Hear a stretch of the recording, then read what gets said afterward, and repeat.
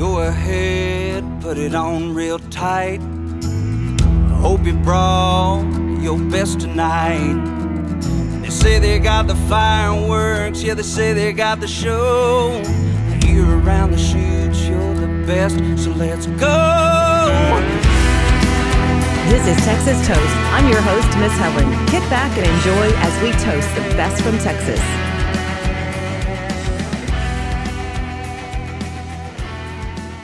Hello, everyone. Welcome to Texas Toast. And of course, this is one of our special series that we've been throwing in called Bottoms Up, where we take a look into certain areas of the music industry. And I am so thrilled to have a very talented songwriter with me today on the podcast, Helene Cronin. Hello, Helene. How are you?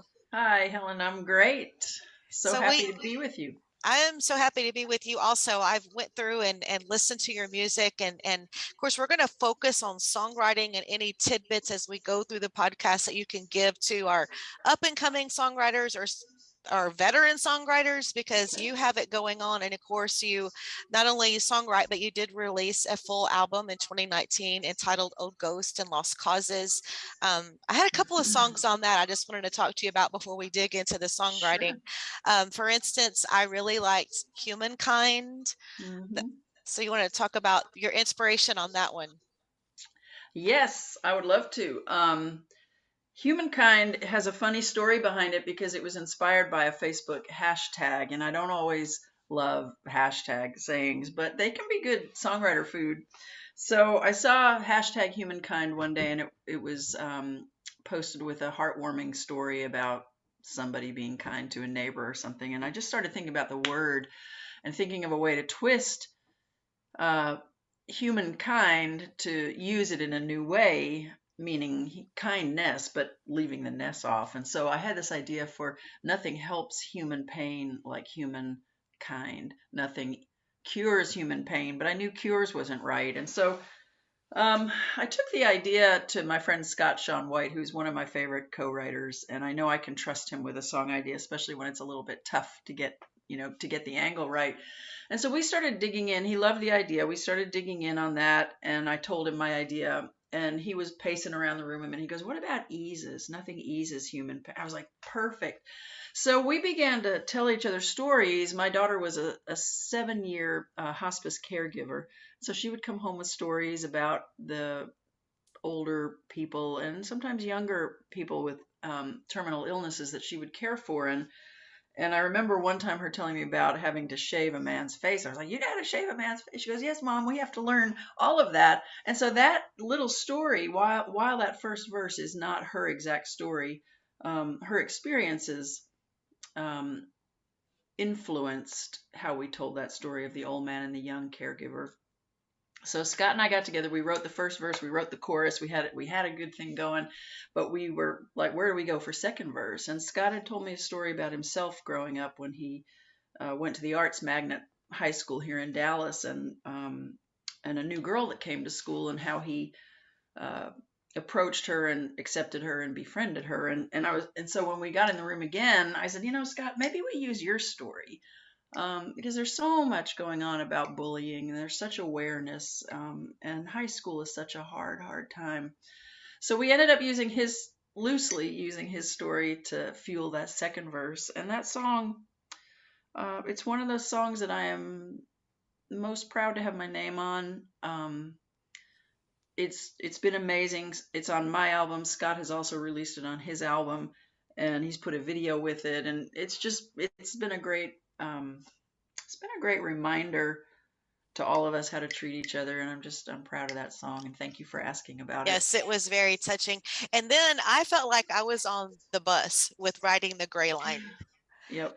I loved how you talked about the people. I just talk a little bit about that. And to me, that's like everything I listen to with you. It's just so like you just put us in that place where you are. Thank you.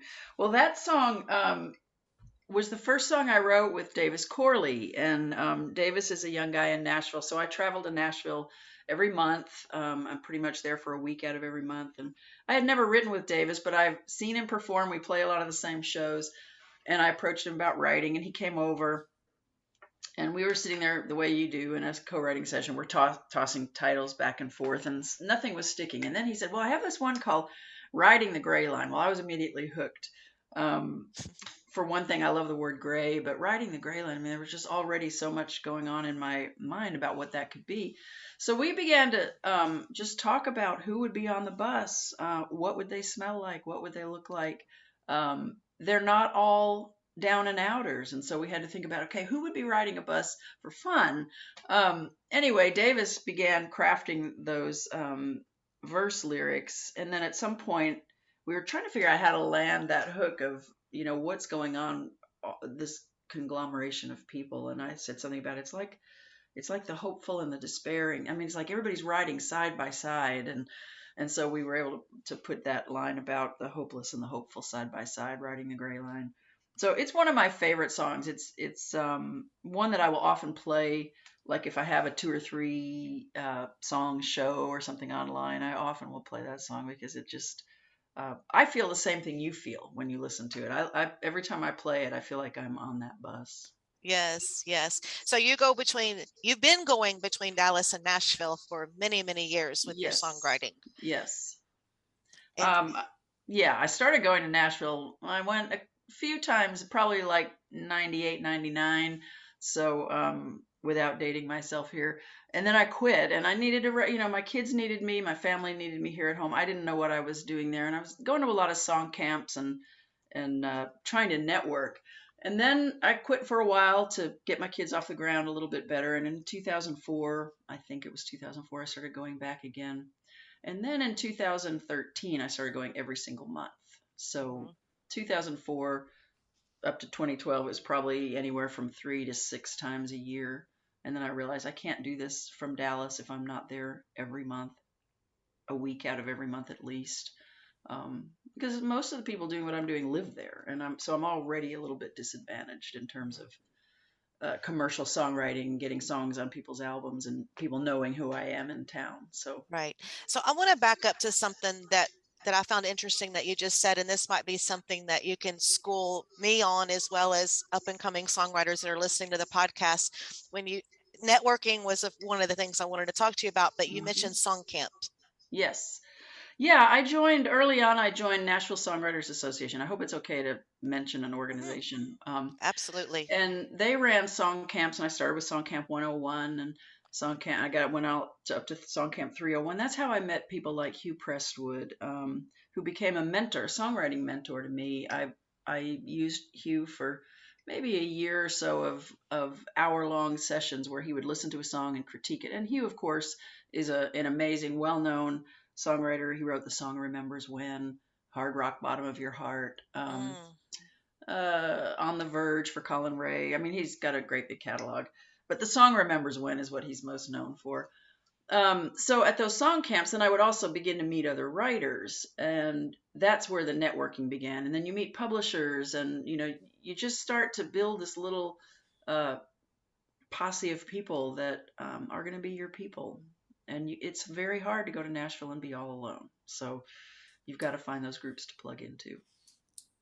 yeah. And that was the second thing. I mean, like you're kind of segueing into some of the stuff I wanted to talk about because it's like I know a lot of singer-songwriters and a lot of the artists that I'm around, like I'm around musicians all the time, and they are just so like, how do you get stuff published? It's so like Mhm. there's such a big world and it's so scary to some of them.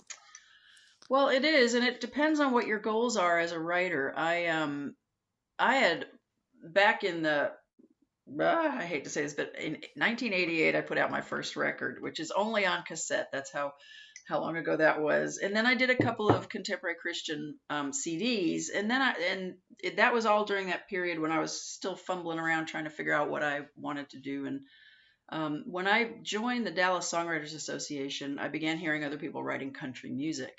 And I was like, well, country, I didn't grow up liking country. But when I started listening to it in the 90s, I realized that's where lyrics matter. Um, and that's where the story songs went, which is what I love. Hmm. So as I began to dive into that and began writing from an angle that wasn't just spiritual, although I think that what I believe informs a lot of my music. The world just began to open up. The writing world began to open up. I began to co-write with more people. Actually, my co-writing probably started around 2008, 2010, when I began to get serious about it. So what I was doing when I first went was I was thinking that I'm gonna write so that Tim McGraw or back then Faith Hill or now Maren Morris or Miranda, that those Yes. people would cut my songs. And by cut, we mean, I know that's sort of an industry term, but by cut, it's actually a good word. It means that they would record one of my songs. And so that was my goal that I was working for. But in 2014, I signed with a publisher in Nashville, and she began to tell me that I needed to put some of my own music out. And I had not been thinking of myself as an artist anymore. I mean, I kind of was just consumed with writing for other people, and I had to have this is what success was going to look like. It was going to be me getting a famous person to record one of my songs. Well, as And I began to that's write, such the thought of so it many. it is, and I was pretty focused on that. But always still loved to play in front of people, but I hadn't maybe owned my own artistry to the extent that I do now. And so I put out an EP in 2014 of 6 songs, and then in 2015 I put out 7 songs on an EP. And then she began to tell me, you need to really put out a full-length album, and she got me in touch with Matt King.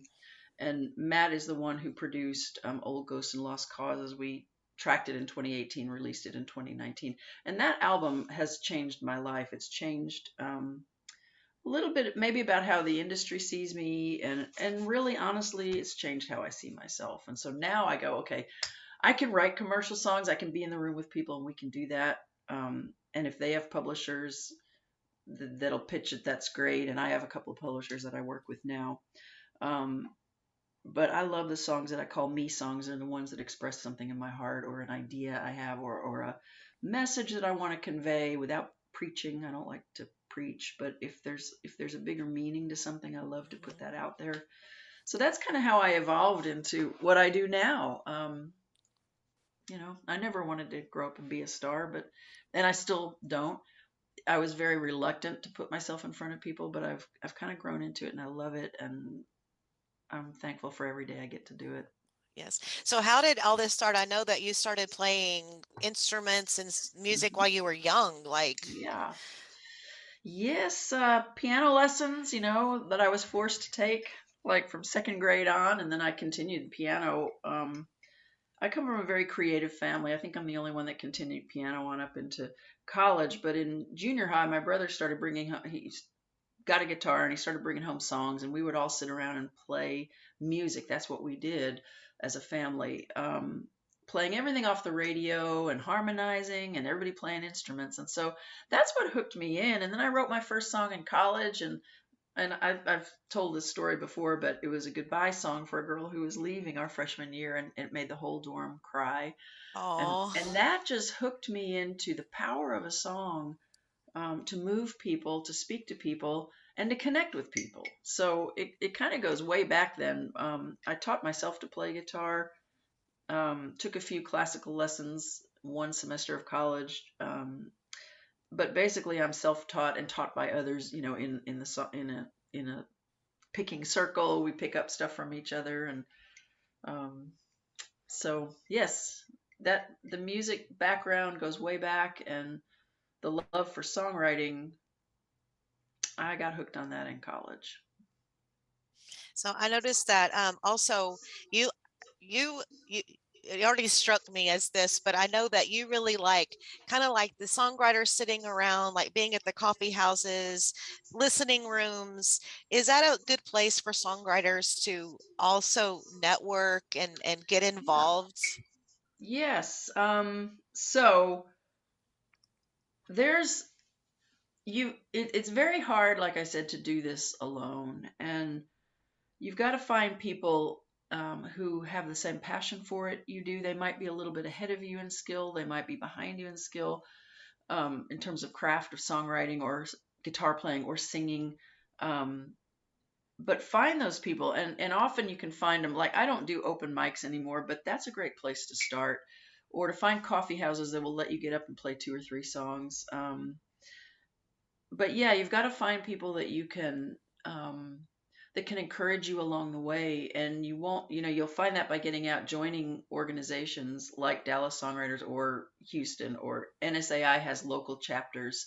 Nashville Songwriters Association International has local chapters that you can join all around the country, and find those people that dig what you do and want to become part of your little party of people. I've already learned so much, just like song camps and the associations. Thank you for bringing that to us on Yes. the podcast. That's going to be so helpful to so many. And it's like I worked in radio for many, many years, and it was like I always was the one that would see who wrote the song. Yes. I'm always about the songwriter. There were times where, like, we would have, a music festival or a county fair where someone was headlining, and we were going to interview the artist for the show, and then I would say, I also want the songwriter on. I want to talk to the songwriter because Nice. without the songwriting, Mhm. so Yes, another song I'm skipping around here, but gosh, your that's information's fine. been so good. Another big song for you that really tells a story, and I love the backstory on it, is Lucky Me. Yes, yes. Lucky I me. have to talk about that. Okay. Thank you for bringing that song up. It's probably one of the most important songs I've ever written, and it comes from. I don't know if you've heard other interviews where I talk about how it doesn't matter if you've heard them or not because it's a great story. It was one of those events that I'd gone to Nashville for, thinking that I was going to be discovered, that I was, there were three publishers in the room. They are, to this day, very important men in Nashville. And I went to this thing. I'd been invited. There were only two of us from Texas that had been invited. So I was excited and I thought, oh, this is going to be my chance. Well, they asked us to play new songs that we'd written since the one where we had first auditioned and they found us. And I followed the rules and played a couple of songs that were not ready. And I could have played demos. I had songs that were completely demo. Nobody would have known the difference, but I did what they said. And my songs just at that point in time, this is 2004 or 5, we're not ready. And so now the doors closed that I thought were going to be opened for me. And I had a standby ticket to go back home. And I thought, I'm just going to go to the airport and get an early flight and get out of Nashville. And disappointment and getting a good butt kicking happens to all of us if we go long enough.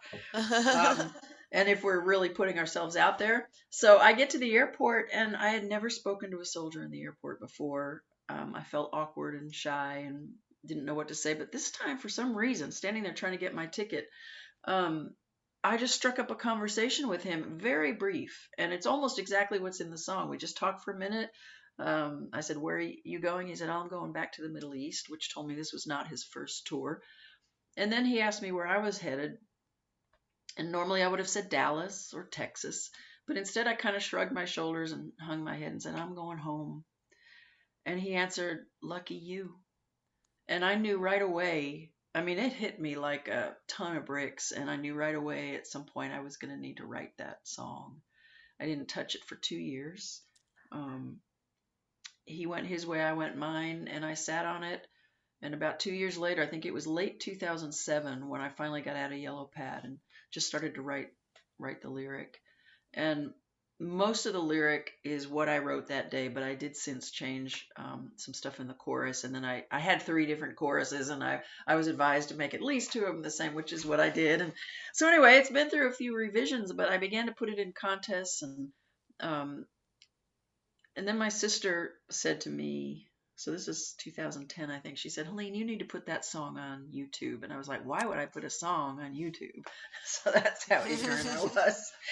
But she took the song and put video with it and put pictures with it, interspersed with me singing it live. And it took off. And people sent it to Ellen and Oprah and Huckabee and Hannity.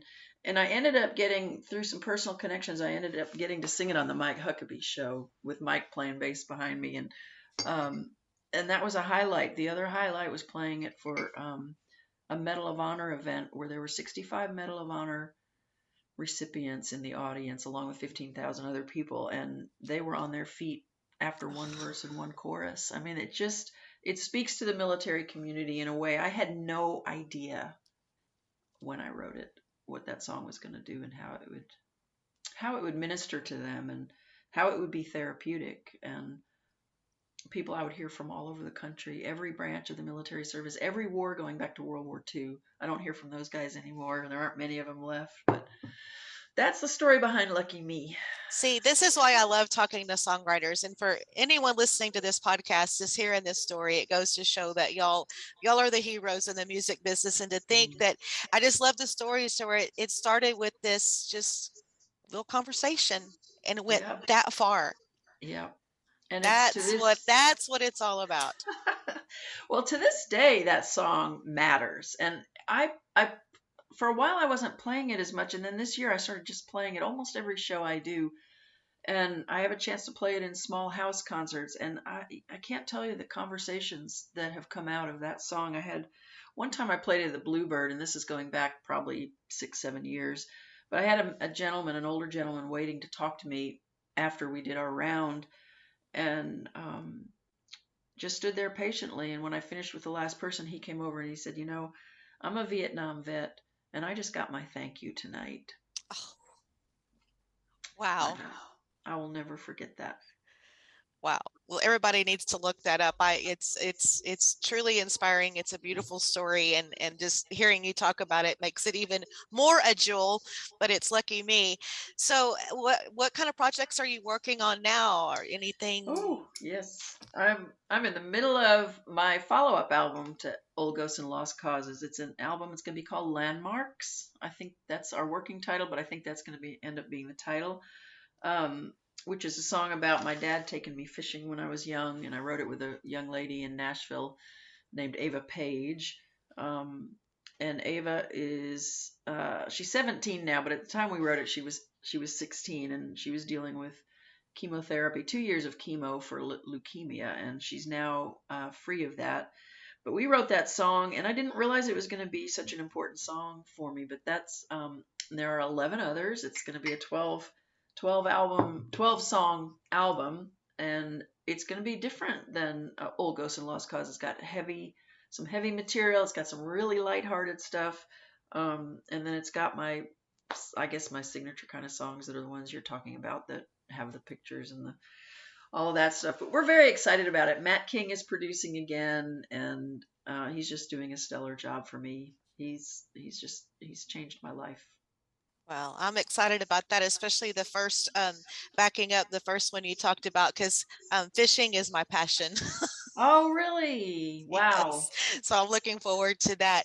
So before I let you go, is there any other little tidbits that you can throw out for songwriters? I mean, I think we've covered a lot, but just Yeah. while I have you here and I can Yeah. pick you, I don't want to miss anything.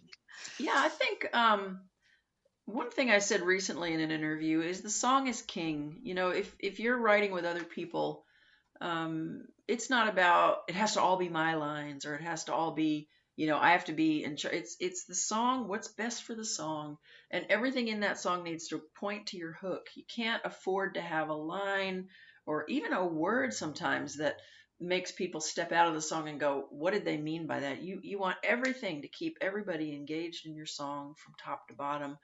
And that's something you only learn by doing. It's really, you can read a lot of books, and there are great books on songwriting. I always recommend my friend Pat Pattison has a couple of books. Writing Better Lyrics is a great one to start with.